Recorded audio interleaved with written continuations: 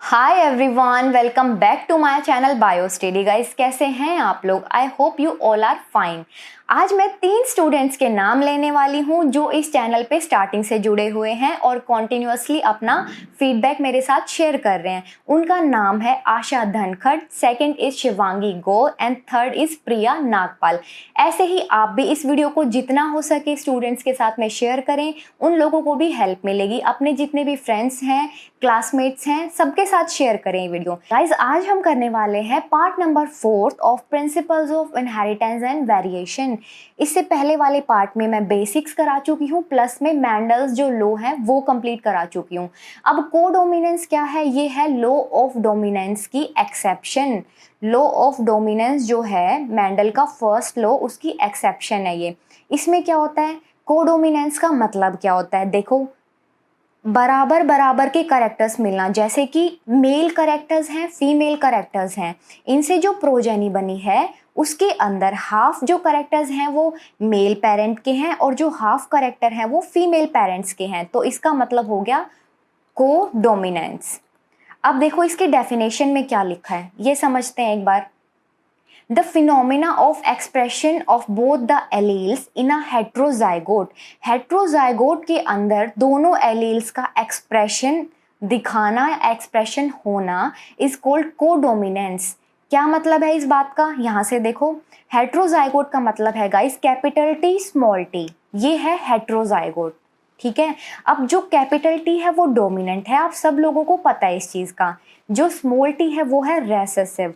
अब जो ये दोनों होंगी, इनसे जो अपना प्रोजेनी मिलेगी, दोनों के हाफ ऑफ करेक्टर्स होंगे, उसको कोडोमिनेंस बोला जाता है। दोनों के करेक्टर्स जो है प्रोजेनी के अंदर मिल रहे हैं। ठीक है, the alleles which show dominance recessive relationship, वो एलील्स जो कि डोमिनेंट रेसेसिव रिलेशनशिप्स को शो करती हैं। जैसे यहाँ पे देखो, ये क्या है? Dominant recessive relationship. ठीक है, ये है पेयर ऑफ एलील, ये अपने हैं एलील जो कि कैसे प्रेजेंट होते हैं? पेयर में। Are able to express themselves independently when present together. अब एक साथ में दोनों प्रेजेंट हैं और इंडिपेंडेंटली अपने आप को एक्सप्रेस कर रहे हैं, उसी को बोला जाता है डोमिनेंट एलील्स, और इस पूरे फिनोमिना को बोला जाता है कोडोमिनेंस। एक एग्जाम्पल लेके देखते हैं इसका, ये इसका एग्जाम्पल है। एग्जाम्पल में क्या है? एग्जाम्पल में बताया गया है जो ब्लड ग्रुप सिस्टम होता है उसके बारे में, कि ए बी ओ इनके ऊपर क्या एंटीजेंस प्रेजेंट होते हैं और ये लास्ट में क्या जो बेबी है उसका क्या ब्लड ग्रुप निकलता है। देखो, controlled by the gene I, I means immunogen, immunogen. ठीक है, blood group are determined by the 2 types of antigen occur in oligosaccharide rich head region of glycophorin। देखो, सरफेस होता है किसका? आरबीसीज का। आरबीसीज का सरफेस होता है, उसके ऊपर एंटीजेंस प्रेजेंट होते हैं। ठीक है, ये एंटीजेंस जो हैं वो डिटरमाइन करेंगे कि कौन सा ब्लड ग्रुप जो है बेबी का होता है। देखो, 4 टाइप के ब्लड ग्रुप होते हैं, blood group A, blood group B, blood group A B and blood group O. देखो, जो ब्लड ग्रुप ए है उस पे जो एंटीजन है वो कौन सा एंटीजन होगा? वो होगा antigen A. Blood group B पे जो एंटीजन प्रेजेंट है वो है antigen B. Blood group A B पे एंटीजन प्रेजेंट है ए बी। ठीक है, और इस पे नो एंटीजन, इस पे कोई एंटीजन प्रेजेंट नहीं होता। अब एक चीज देखो, यहाँ से मैं लिख रही हूं यहाँ पे एंटीजन ए को आप लोगों को समझाने के लिए। देखो, ये है ए, इसके ऊपर एंटीजेंस लगाने हैं। एक मिनट आप रुकें। ये है इस पे एंटीजेंस प्रेजेंट जो कि डिटरमाइन करेंगे कौन से टाइप का ब्लड ग्रुप होगा। ये है ए टाइप के एंटीजेंस। ठीक है, अब बात करेंगे एंटीजन बी के बारे में। एंटीजन बी के बारे में बात करूं अगर मैं, तो कैसे बनाएंगे इसको? एक मिनट रुकें। देखो, इसको हम बनाएंगे ऐसे, ये आपको समझाने के लिए है। उस पे एंटीजेंस लगाएंगे तो कैसे होगा? ये देखो, इसके एंटीजेंस की मैं शेप चेंज करती हूँ। ये देखो, ये है एंटीजेंस बी। ठीक है, ऐसे करके ए बी होता है जिसमें दोनों प्रेजेंट होते हैं, और ओ होता है उसमें कोई भी प्रेजेंट नहीं होता। ये ए का एग्जाम्पल है, ये बी का एग्जाम्पल है। तो जो ये एंटीजन्स प्रेजेंट हैं इसको बोलेंगे एंटीजन। ये डिटरमाइन करेंगे कि कौन सा ब्लड ग्रुप जो है वो है बेबी का पेरेंट से, कौन सा ब्लड ग्रुप मिला है। अब देखो genetic basis of blood groups in human population क्या क्या देखा गया है। मैंने बताया जो एलील है वो पेयर में होता है। तो देखो allele from parent 1, allele from parent 2। अगर पेरेंट 1 से आई ए है और पेरेंट 2 से भी आई ए है तो हमें क्या मिलेगा, जो जीनोटाइप होगा ऑफस्प्रिंग का, जेनेटिक मेकअप होगा, वो कैसा मिलेगा, आई ए। ठीक है, और जो ब्लड ग्रुप है वो क्या होगा, ब्लड ग्रुप ए। ठीक है, ऐसे ही दूसरा इसका देखो, आई ए है पेरेंट 1 का और आई बी है पेरेंट 2 का, तो जो जीनोटाइप होगा वो क्या होगा, आई ए आई बी। ये दोनों टाइप के प्रेजेंट होंगे, जीनोटाइप ऑफ ऑफस्प्रिंग या फिर बेबी। ठीक है, इसमें ब्लड ग्रुप क्या होगा बेबी का, ए बी। ठीक है, बेबी का ब्लड ग्रुप होगा ए बी। अब थर्ड वाला देखो ऐसे ही, आई ए है, इसमें ये आई है, इसमें कोई भी नहीं है, सिर्फ सिंगल आई ए है। इससे क्या मिलेगा जीनोटाइप में हमें आई ए, बिकॉज जो आई वाला है मतलब जो ओ वाला है वो तो उस पर कोई एंटीजन नहीं होता, और यहाँ पे सिर्फ एक ही है, यहाँ पे सिर्फ एक ही है। ठीक है, लेकिन एक है ना तो यही वाला डोमिनेंट होगा। और किसी केस में अगर कुछ भी नहीं होता उसमें क्या होता है, उसमें हमारा बनता है बेबी का जो जेनेटिक जीनोटाइप होता है वो बनता है ओ, ब्लड ग्रुप ओ। देखो इसको कैसे लिखेंगे हम लोग, इसको लिखेंगे कैपिटल ए है इसमें, तो इसमें बेबी का ब्लड ग्रुप ए होगा। ठीक है, ऐसे ही बी होगा, ए होगा उसमें A B, only B present है दोनों में, तो बी टाइप का ब्लड ग्रुप, बी प्रेजेंट है और इसमें कुछ भी नहीं है तो बी वाला है, दोनों में इसमें कुछ भी नहीं है तो इसमें है ओ। ऐसे करके आप लोगों को समझ में आया। ए है, अगर दोनों पेरेंट्स में ए है तो ए बनेगा जीनोटाइप, अगर दोनों पेरेंट्स में बी है तो बी बनेगा, एक में ए है एक में बी है तो ए बी बनेगा। ठीक है, अगर कुछ भी नहीं है तो बनेगा ओ। राइट, कुछ भी एंटीजेंस प्रेजेंट, यहाँ पे कोई भी एंटीजन प्रेजेंट नहीं है लास्ट वाले में, तो यहाँ पे ओ जो है वो ब्लड टाइप बनेगा, ब्लड ग्रुप टाइप बनेगा। ये आपको बता दिया है मैंने कि इसके ऊपर जो एंटीजेंस लगे होते हैं ये एंटीजेंस हैं, ये डिटरमाइन करते हैं ब्लड ग्रुप का। आप लोगों को ये समझ में आया गाइज। अब बात करते हैं क्रोमोसोमल थियरी ऑफ इनहेरिटेंस। ये बहुत इंपॉर्टेंट क्वेश्चन है गाइज और ये बहुत आसान है, बहुत इंपॉर्टेंट है ये। ठीक है, अब देखो क्या है, सबसे पहले तो ये समझो कि ये थियरी जो है वो किसने दी थी। The chromosomal theory of inheritance was given by Sutton and Boveri. ये दो नाम जो हैं वो बहुत इंपॉर्टेंट हैं, सटन एंड बोवरी ने दी थी 1902 में। ये थियरी इन दोनों लोगों ने दी थी 1902 में। ये देखो Walter Sutton and Theodor Boveri, ये देखो आप पिक में देख पा रहे हो इनको, अच्छे से देख लो इनको, फिर हम समझते हैं क्रोमोसोमल थियरी ऑफ इनहेरिटेंस। देखो जब क्रोमोसोमल थियरी की बात चलती है तो सबसे पहले आपको ये जानना जरूरी है कि क्रोमोसोम्स क्या होते हैं। ठीक है, अगर आपको क्रोमोसोम्स के बारे में पता है तो आप आगे की पूरी थियरी को अच्छे से समझ पाओगे। क्रोमोसोम्स का मतलब क्या होता है, क्रोमोसोम्स जो हैं वो होते हैं थ्रेड लाइक स्ट्रक्चर। देखो कुछ ऐसा सा स्ट्रक्चर प्रेजेंट होता है, thread like structure of nucleic acid. Nucleic acid का 11th क्लास में पढ़ा हुआ है, RNA, ribonucleic acid, DNA, deoxy ribonucleic acid. ठीक है, न्यूक्लिक एसिड का, एंड प्रोटीन। प्रोटीन कौन सा आएगा यहाँ पे, प्रोटीन है हिस्टोन प्रोटीन। हिस्टोन प्रोटीन, ये हिस्टोन प्रोटीन क्या करता है, बाइंडिंग का काम करता है। ठीक है, अब देखो थ्रेड लाइक स्ट्रक्चर प्रेजेंट होता है of nucleic acid and protein, जो कि कहाँ लोकेट होता है, with in the nucleus. Nucleus के अंदर लोकेट होता है ये। ठीक है, थ्रेड लाइक स्ट्रक्चर होता है और ये इसमें मैंने ये हिस्टोन्स बना दिए। ठीक है, ये है हिस्टोन्स, ये होता है क्रोमोसोम।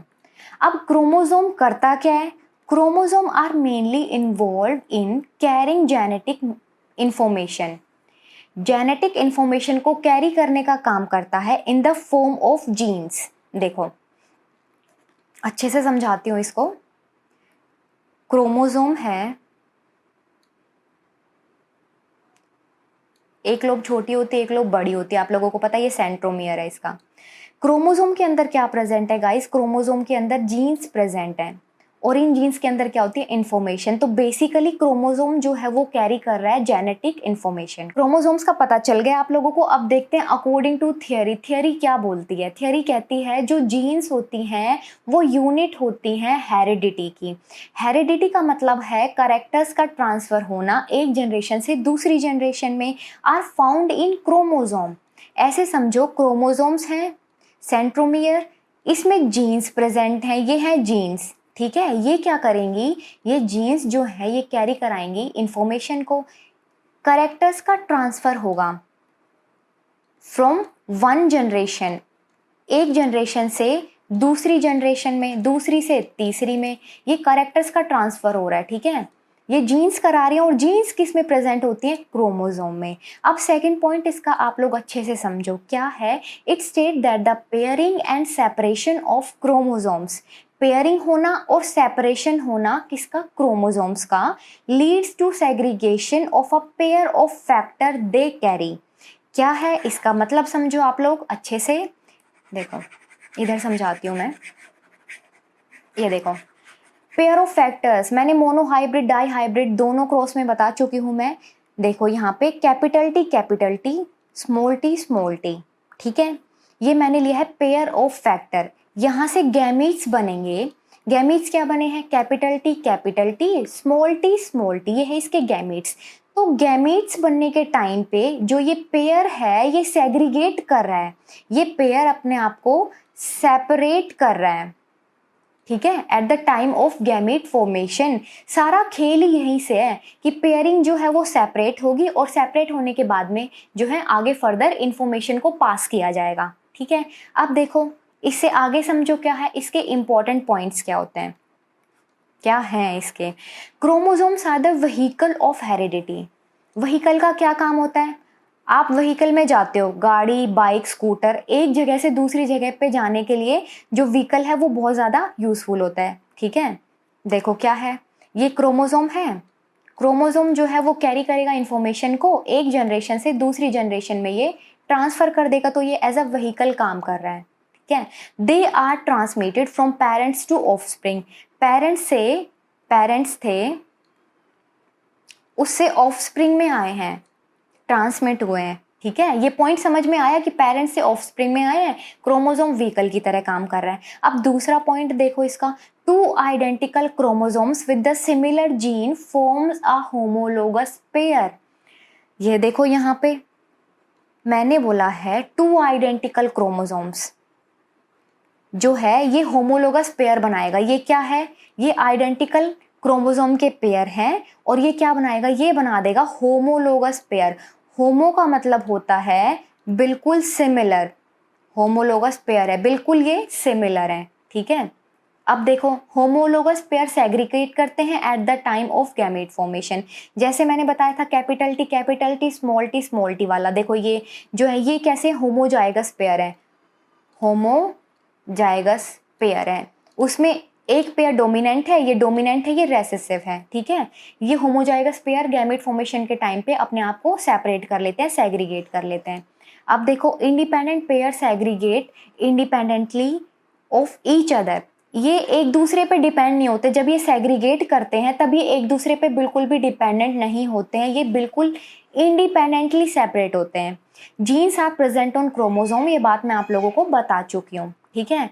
अब देखो ऑब्जर्वेशन क्या है, हमने बेसिक तो सीख लिया कि जो क्रोमोसोमल थियरी है उसके अंदर क्या क्या चीज़ें होती हैं, पर क्रोमोसोमल थियरी के ऑब्जर्वेशंस क्या हैं, क्या ऑब्जर्व किया है हमने, क्या है? होमोलोगस पेयर मैं बता चुकी हूँ क्या होता है, during the process of cell division, और सेल डिवीजन भी कैसा? मियोसिस, ठीक है। मैंने आप लोगों को बताया था मियोसिस डिवीजन क्या होता है, मियोसिस डिवीजन को रिडक्शन डिवीजन बोलते हैं, ठीक है। ये देखो ये है मियोसिस डिवीजन, और मियोसिस आप लोगों को पता है टू टाइप्स का होता है, मियोसिस 1 एंड मियोसिस 2, ठीक है। और मियोसिस जो डिवीज़न होता है वो बेसिकली गैमेट फॉर्मेशन के लिए जो स्पर्म सेल्स होती हैं, ओवम सेल्स होती हैं, उनको बनाने के लिए जो है मियोसिस किया जाता है, ठीक है। अब देखो pair of homologous chromosome, homologous chromosome आप लोगों को पता है क्या होता है? Move as a discrete structure, मतलब वो एक अलग स्ट्रक्चर जो है वो मूव करते हैं जो कि इंडिपेंडेंट होते हैं अदर पेयर ऑफ क्रोमोसोम। यहाँ पे देखो, यहाँ से समझो क्या है, ये एक पेयर है और ये एक पेयर है। जब ये आगे गैमेट्स बनाएंगे, इनके आगे गैमेट्स बनेंगे, ठीक है। इसको इरेज ही करके बताती हूँ। ये आगे गैमेट्स बनाएंगे और फिर ये आगे जाके क्रॉसिंग करवाएंगे, तो ये एक दूसरे पे बिल्कुल भी डिपेंडेंट नहीं है, ये इंडिपेंडेंट है ऑफ द अदर पेयर। ये वाला जो पेयर है ये इस पे बिल्कुल भी डिपेंडेंट नहीं है, ये वाला जो है ये इस पे डिपेंडेंट नहीं है, ठीक है। ये वाला पॉइंट आप लोगों को अच्छे से समझ में आया। होमोलोगस जो क्रोमोसोम्स होते हैं उसमें गैमीट्स बनते हैं, उसके बाद में वो इंडिपेंडेंट होते हैं एक दूसरे से, बिल्कुल भी डिपेंड नहीं करते हैं और वो सेपरेट होते हैं आगे, ठीक है, फॉर द फर्टिलाइजेशन।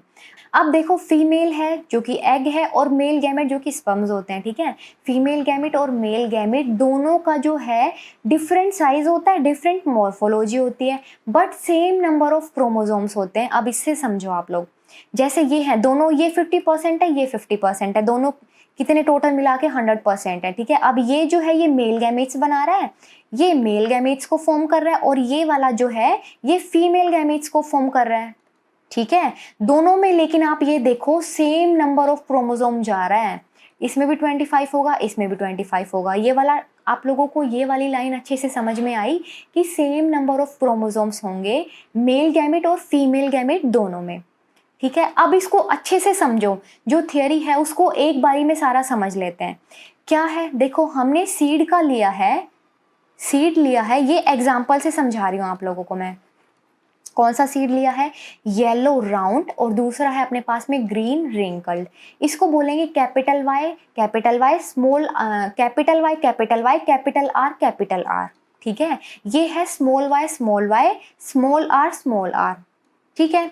इतना समझ में आया आप लोगों को, मैंने बताया था। उसके बाद में फिर गैमीट्स कैसे बनाते हैं, इनके बीच में मियोसिस हुआ, मियोसिस होने के बाद में गैमीट्स बने, मियोसिस हुआ, उसके बाद में क्या हुआ, हमें F1 जनरेशन में सारे मिले थे, कैसे, all are round yellow seeds. ये मैं सारा करवा चुकी हूँ guys, monohybrid cross, dihybrid cross, आप लोग जाके देखो अच्छे से, ठीक है। गैमीट्स बने, यहाँ से पहले ये सेपरेट हुए हैं गैमीट्स बनाने के लिए, इसको बोलेंगे प्रिंसिपल ऑफ सेग्रीगेशन, जिसमें सेपरेट होते हैं फॉर द गैमेट फॉर्मेशन, ठीक है। यहाँ पे सेग्रीगेशन हुआ। अब देखो यहाँ पे इंडिपेंडेंटली असोर्ट हुए हैं, इंडिपेंडेंटली जो है ये आपस में एक दूसरे पे डिपेंडेंट नहीं है, ये आगे इंडिपेंडेंटली ये देखो कॉम्बिनेशंस बना रहे हैं और कोई नया कॉम्बिनेशन इनसे मिल रहा है हमें। मियोसिस हुआ, गैमीट से मियोसिस हुआ, उसके बाद में F1 जनरेशन में हमें सारे कैसे मिले, राउंड येलो सीड्स। उसके बाद में मैंने फिर से क्या करवाई थी, मैंने सेल्फिंग करवाई थी F2 जनरेशन जानने के लिए, ठीक है। F2 जनरेशन जानने के लिए इनके बीच में सेल्फिंग हुई थी, तो क्या हुआ, देखो सेल्फिंग करवाने के लिए भी पहले गैमीट्स बनाने पड़ेंगे। ये देखो, ये है F2 जनरेशन को जो गैमीट्स चाहिए वो ये हैं, देखो मेटाफेज 1 में क्या होगा गाइज, क्रोमोसोम्स जो हैं वो इक्वेटर प्लेट पे अरेंज हो जाएंगे, ठीक है। उसके बाद में मेटाफेज सेकंड में जो है डिवीजन होगा, इनके अंदर सब में क्रोमोसोम्स हैं इनके अंदर, ठीक है। सेपरेशन करवानी है, सेपरेशन हो गई इनकी, ये देखो ये यहाँ पे सेपरेट कर गए, मियोसिस 1 मियोसिस 2 डिवीजन हुआ है, ऐसे करके इनमें सब में क्रोमोसोम्स हैं, ठीक है। आप लोगों को ये चीज कंसेप्ट आपका क्लियर हुआ, क्या था गाइस, एक छोटी सी बात है, क्रोमोसोम्स है, क्रोमोसोम्स के अंदर जीन्स होती हैं जो कि ट्रांसफर करती है कैरेक्टर्स को from one generation to another generation. अब हम देखते हैं कि क्रोमोसोमल जो थ्योरी है उसको एक मैं शॉर्ट में बता रही हूँ कि क्या है। देखो इसमें दो चीजें आई हैं, क्या है, प्रिंसिपल ऑफ सेग्रीगेशन और principle of independent assortment. F1 generation में जब गैमीट्स बनते हैं तो प्रिंसिपल ऑफ सेग्रीगेशन काम आया, गैमीट्स बनने के बाद में हमें F1 के अंदर जो प्रोजेनीज मिली हैं वो सारी कैसी हैं, all are round yellow seeds, ठीक है। उसके बाद में इन्होंने फिर से गैमीट्स बनाए F2 जनरेशन के लिए और फिर आगे ये फिर डिवाइड करेंगी और जो डिवीजन है वो होगा मियोसिस डिवीजन। ऐसे करके ये डिवाइड करेंगी और फिर ये आगे ट्रांसफर करती रहेंगी प्रोजेनीज में कैरेक्टर्स को। गाइज आज के लिए इतना ही काफ़ी है, अगली वीडियो में मिलते हैं। चलिए bye, stay tuned, bye bye, take care guys.